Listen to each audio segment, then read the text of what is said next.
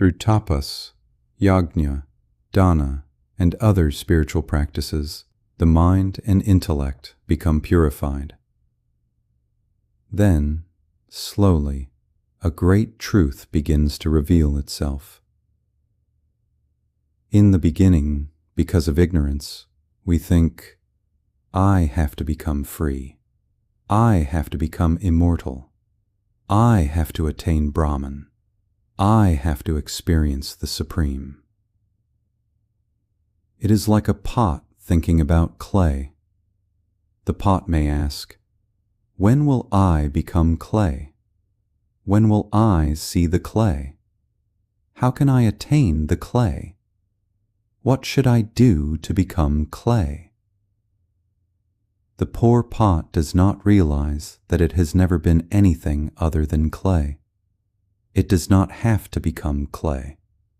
It does not have to attain clay. It does not have to travel anywhere to find clay. The pot is clay itself, appearing as a pot. The moment this is understood, the entire search changes. Similarly, we spend our lives searching for Brahman. We read books, we perform practices, we perform rituals, we go on pilgrimages, we meditate, we pray.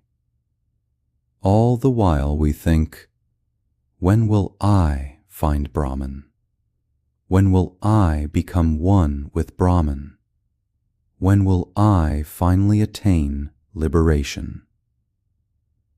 But self-knowledge reveals something astonishing. We were never separate from Brahman. Just as the pot is never separate from clay, we are never separate from Brahman. The pot may have a different name and form, but its substance is clay. Likewise, all these names and forms may appear different, but their underlying reality is one. The pot cannot exist without clay, but clay can exist without the pot. In the same way, the world cannot exist apart from Brahman, but Brahman does not depend upon any particular name or form. So the spiritual journey is not really about becoming Brahman. It is about discovering what you have always been. Earlier, we thought, I want to become immortal. Then we discover, I was never mortal in the first place. We thought, I want to become free. Then we discover, I was never bound. We thought, I want to attain Brahman.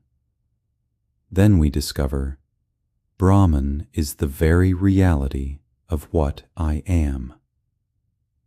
Just as the pot finally understands, I was searching for clay while I was clay all along, the seeker finally understands, I was searching for Brahman while Brahman alone was present all along. Therefore, Brahman is not something that we will find somewhere, not in a particular place, not in a particular experience, not even merely in books. If Brahman is not recognized, we may keep searching endlessly. But when it is recognized, there is a simple and radical understanding. Brahman is not something that I have to find. Brahman is the reality because of which everything is appearing, including this very seeker who is searching for Brahman. The final discovery is not, I found Brahman. It is, there was never anything other than Brahman. The pot was never separate from clay.